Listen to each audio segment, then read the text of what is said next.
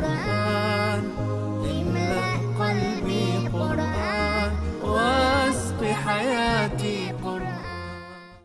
أعوذ بالله السميع العليم من الشيطان الرجيم. بسم الله الرحمن الرحيم. الحمد لله والصلاة والسلام على مولانا محمد صلى الله تعالى عليه وعلى آله وأصحابه وسلم.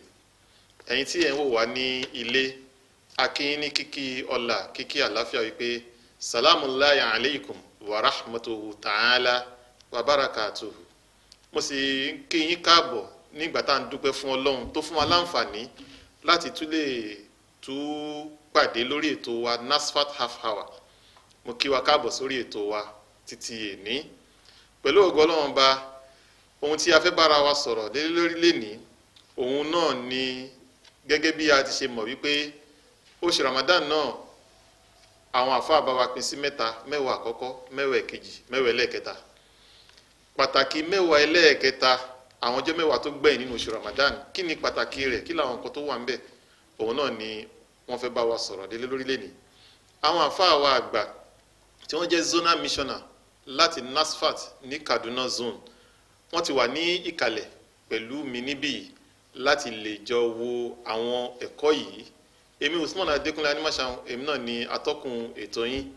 Ẹ jẹ́ á parapọ̀ kí a jọ kí àwọn àfáà wa Imam Maruf Raji tí wọ́n jẹ́ zonal missioner ní Kaduna zone káàbọ̀ sórí ètò wa pé assalamu alaikum wa rahmatuhu ta'ala wa barakatuhu. Wa alaikum assalam wa rahmatullahi ta'ala wa barakatuhu. Naam, Imam wa, ẹ ṣé púpọ̀ tí a pè tí ẹ sì jẹ́ wa. Àwọn ọjọ́ mẹ́wàá tó gbẹ̀yìn nínú oṣù Ramadan yìí, àwọn nǹkan ló wà ńbẹ̀ àbí kí ló sọ di pàtàkì tó jẹ́ pé àwọn ọjọ́ mẹ́wàá yìí àwọn ọjọ́ tó pàtàkì ju àwọn mẹ́wàá àkọ́kọ́ àti ti ẹlẹ́ẹ̀kejì lọ nínú oṣù alápọ̀nlé tí a wà yìí. Alhamdulillahi wa kafa wa salatu wa salamu ala nabiyyil mustafa wa ba'd. Kí gbogbo wa kú oríire tá a ti ń ṣe bọ̀ látẹ̀yìn ní mẹ́wàá àtàkọ́kọ́ tó jẹ́ àforíjì, mẹ́wàá ti ìkẹyìn àbí èyí tí ó tẹ̀lé ẹlẹ́ẹ̀kejì tí ó jẹ́ ìkẹ́, mẹ́wàá ti kẹyìn tó jẹ́ ìbọ́pábọ́sẹ̀ kúrò níná. Àwọn tọ́lọ́run ti kádàrá tẹ́lẹ̀ pé wọ́n wọ iná, wọn jọmọ iná. Nínú mẹ́wàá ìlọ́lọ́ tún yí padà tí wọ́n sì di ọmọ àlìjẹ́nnà. Mẹ́wàá yìí ó ṣe pàtàkì púpọ̀, léyìí tí ó jẹ́ pé ní àwọn oríire oríṣiríṣi ló kún inú mẹ́wàá gbẹ̀yìn Ramadan yìí. Kí ló jẹ́ ó jẹ́ pàtàkì?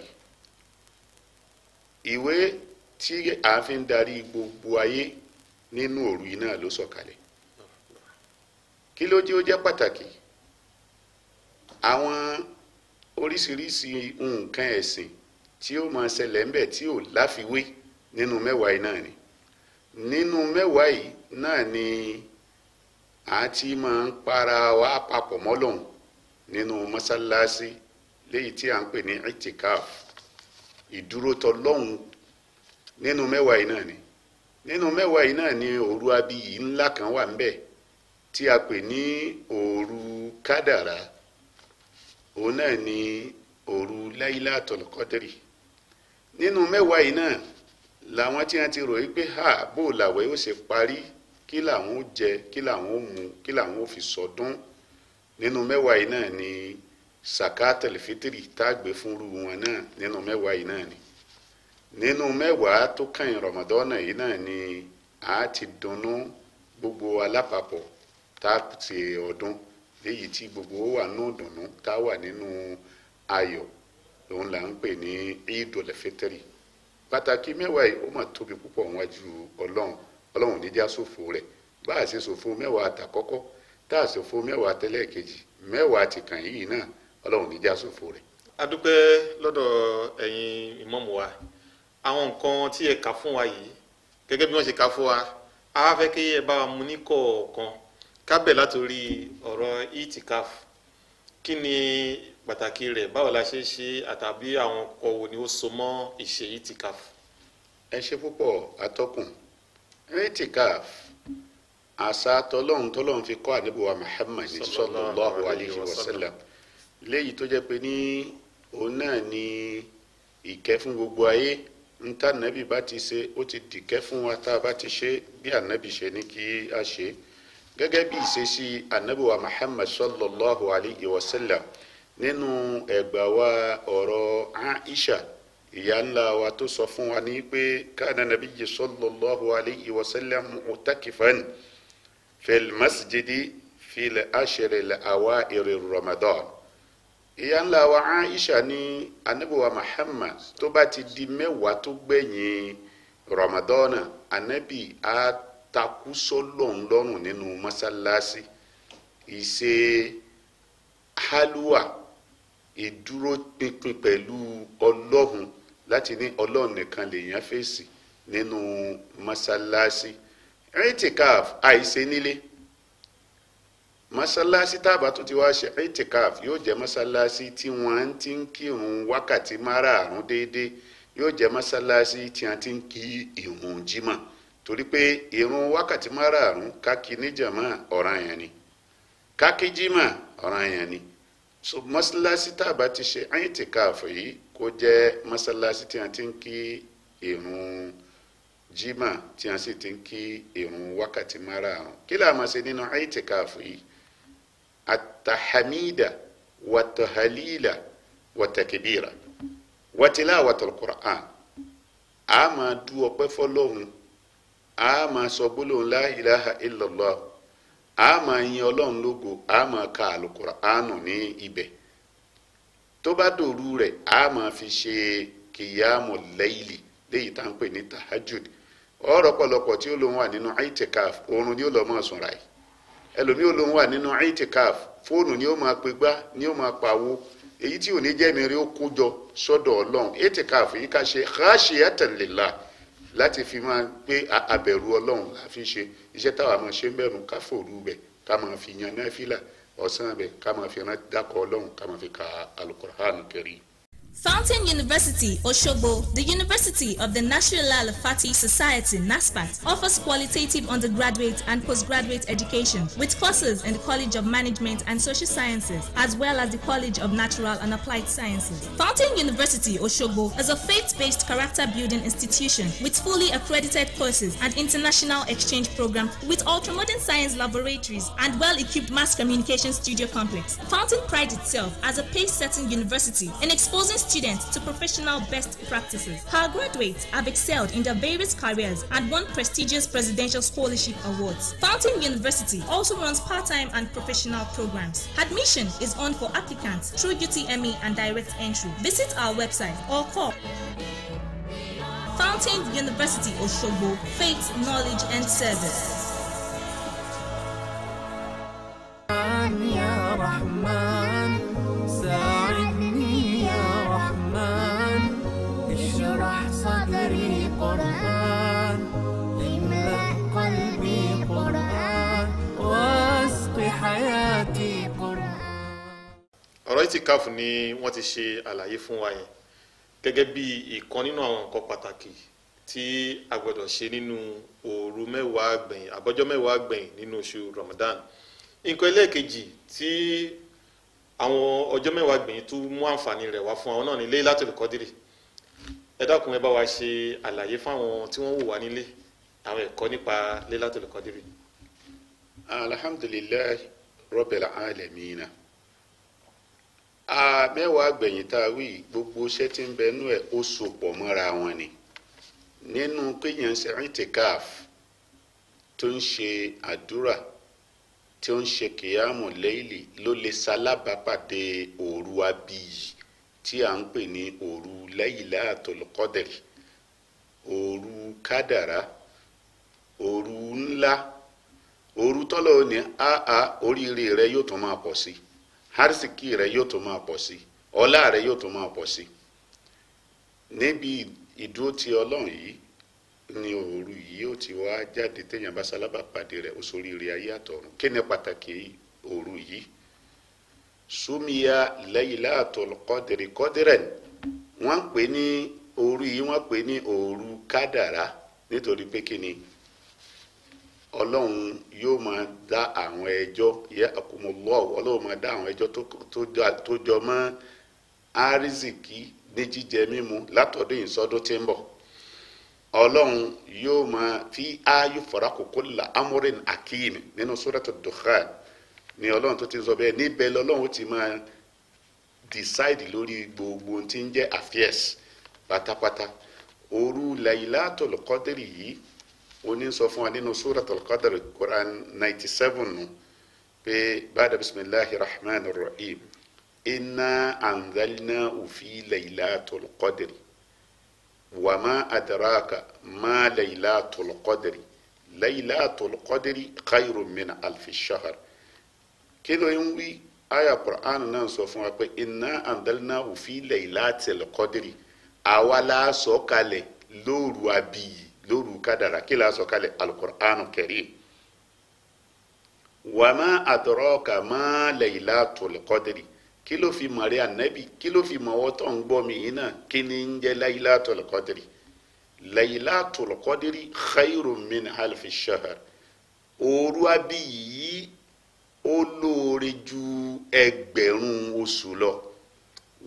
awájẹ́ abira wa kí ló lóore ń bẹ̀ ma ma'ana Laylatul Qadri hay qiyamuha wa ibadatu fiha. ntí ń jẹ́ Laylatul Qadri náà ni pé ká dúró f'Ọlọ́hun lóru òru rẹ̀ ká sin lọ́hun gẹ́gẹ́ bá a ṣe wí fún wa lákọ̀ọ́kọ́ ká gbókọ̀ Ọlọ́hun tóbi ká dúpẹ́ f'Ọlọ́hun ká ka Al-Qur'an. ntí ń jẹ́ Laylatul Qadri ẹ̀ka rẹ̀ lómi yóò jókòó yóò lóun retí Laylatul Qadri yóò kàn máa wò kò yan náfìlà kò ka Kùránì kò ṣàfọ̀mọ́. so ntí ń jẹ́ Laylatul Qadri ni qiyamuha wa ibadatu fiha. ká dìde f'Ọlọ́hun níbẹ̀ ká sì gbé Ọlọ́hun ọba ga níbẹ̀ ká sì máa sin Ọlọ́hun. nínú sin Ọlọ́hun tẹ́mi wọ́n fi mọ́ onáà ní ká ka Al-Qur'an. kullu qulubi tasdah kama tasdah al-hadida. gbogbo ọkàn ní máa dógùn bí irin ṣe dógùn. wàkìlà ya Rasulullahi wa ma jilahuha. wọn wá ń bi ànábì kí là máa fi fọ ọkàn mọ́. ànábì ní qira'atul Qur'an wa dhikrullah aw kama qala. ànábì ní ẹ máa ka Al-Qur'anu ẹ tó máa ṣe zikiri. so yóò fọkàn wa mọ́ nínú òru mẹ́wàá yìí láti di ẹni tí ọkàn rẹ̀ mọ́ sí ara rẹ̀ ọkàn rẹ̀ mọ́ sọ́mọnìkejì ọkàn rẹ̀ ó tún mọ́ sí Ọlọ́run ọba tí ó dá. Laylatul Qadri yìí ó wá kú bó láṣẹ mọ́ nígbà tí mọ̀ pé kásìn lọ́ọ̀ ní jẹ́ Laylatul Qadri lóru báwo láṣẹ mọ́ òru wo gan-an ni Laylatul Qadri. anabiwa Muhammad sallallahu alayhi wa sallam ó ní amúmiri òru Laylatul Qadri wa azantuha amúmugbàgbé ẹ̀. anabi ní amúmiri amúmugbàgbé ẹ̀ kó lè bá a jàǹfààní ni torí ká sọ pé lánàbí sọ fún wa pé ọjọ́ báyìí ni ẹ̀rẹ́ lómi ń bò ti mọ̀ pé ó ti mọ̀ pé òru nìkan ẹ̀sìn tó bá sìn ó ṣe déédéé 83 years 4 months òru ni ó mọ̀ wá dúró dè.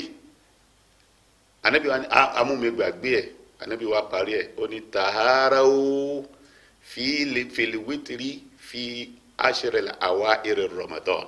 anabi ní tó bá ti di wítìrì òru wítìrì kọ̀ọ̀kan ní àwọn òru mẹ́wàá tó kàn yín Ramadan. òru wo lòru wítìrì ó ní òru 21 òru 23 òru 25 òru 27 àti òru 29.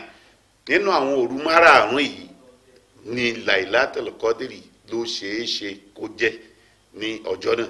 téèyàn bá wá ṣe déédéé òru yìí ẹ̀sìn tó bá ṣe ń bẹ̀ Ọlọ́run ló sin òun fún 1000 months that is 83 years 4 months. Ànábì tó ń sọ fún wa nínú ọ̀rọ̀ rẹ̀ wípé ẹ̀sìn mùsùlùmí nínú òru Laylatul Qadri náfìlà méjì raka'atayni fi Laylatul Qadri pé náfìlà raka méjì tí mùsùlùmí bá yàn nínú òru Laylatul Qadri ó ní oore ju ìfidàjagun sójú ọ̀nà tọlọ́hun lọ nígbà Bani Israila láyé àwọn Bani Israila pé èèyàn kan yan náfìlà raka méjì báyìí ní òru bóyá 21 lọ́lọ́run á ní ó lọ jẹ́ ní bóyá òru 23 ní bóyá òru 25 ní bóyá òru 27 àbó òru 29.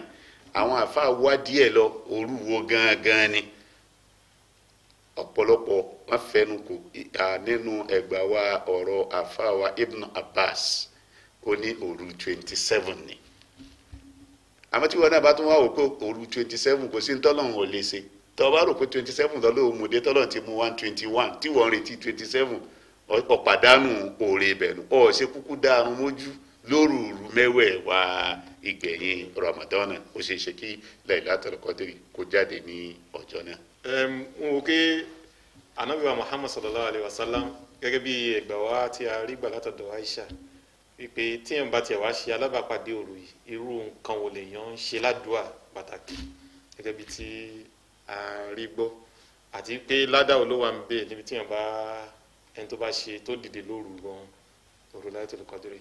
Alhamdulillahi rabbil alamin.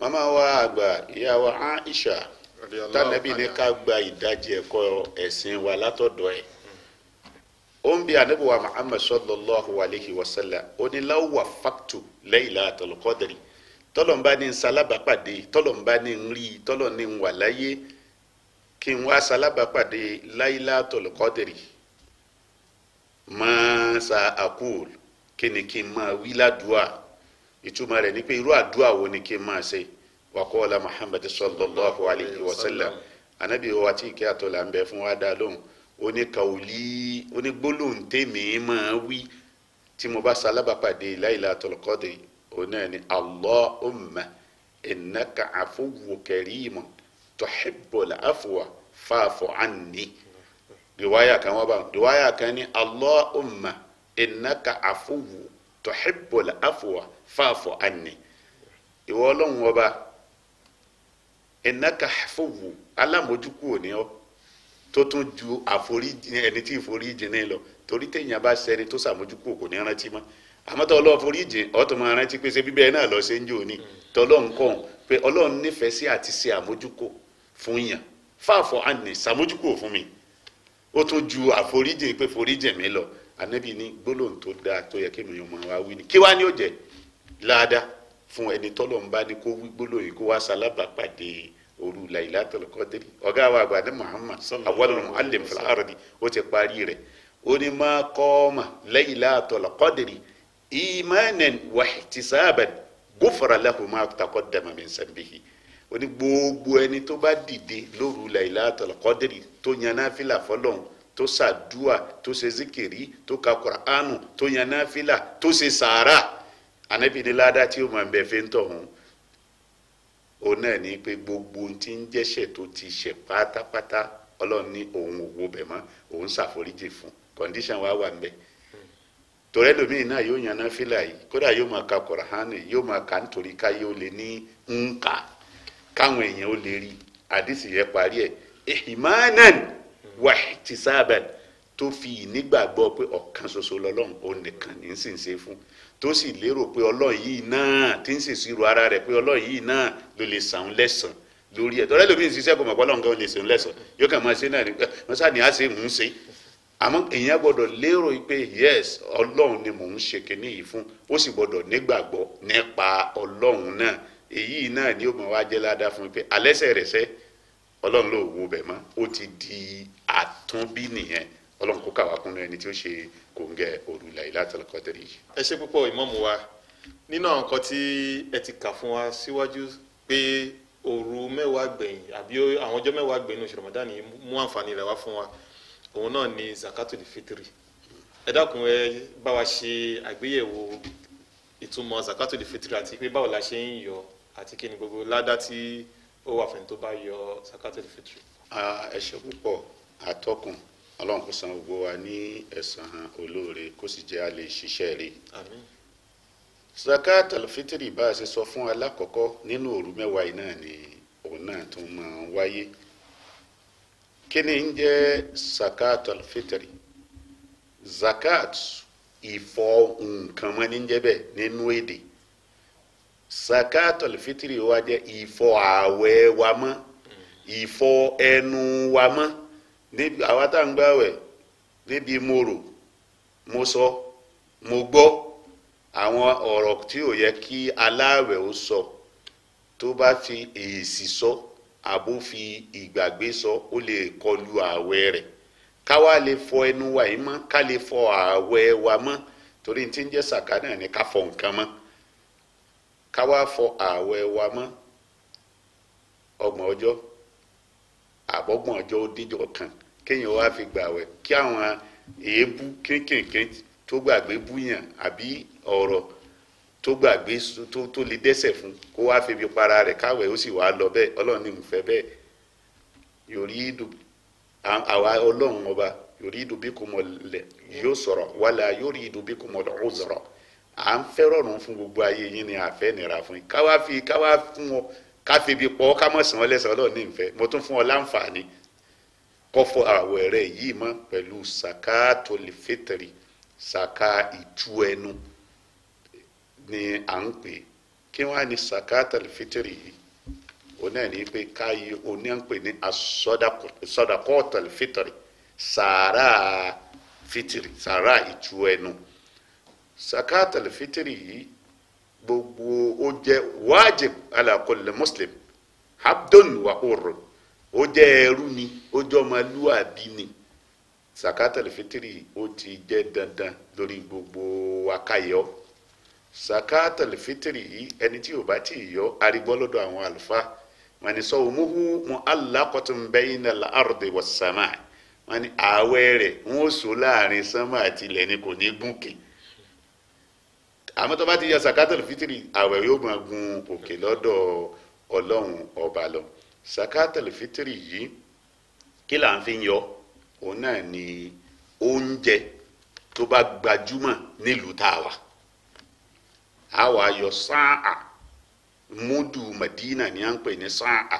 Àwọn Mẹ́kà àwọn máa ń lo kíní kan tẹ́ ń pè ní weight.